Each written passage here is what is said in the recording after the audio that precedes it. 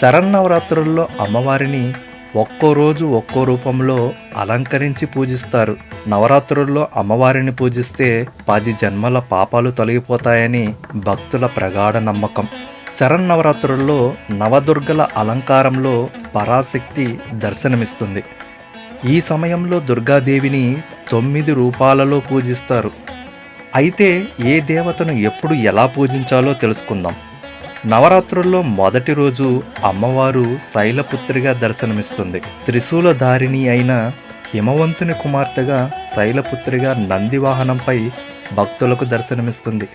శైలపుత్రీదేవికి పాడ్యమి రోజు విశేషంగా సమర్పించే నైవేద్యం పులగం. తొలి రోజు భక్తి శ్రద్ధలతో అమ్మను పూజించి పులగం నివేదించిన వారికి ఆ తల్లి సకల శక్తి సామర్థ్యాలను, యశస్సును అందిస్తుందని భక్తులు ప్రగాఢంగా విశ్వసిస్తారు.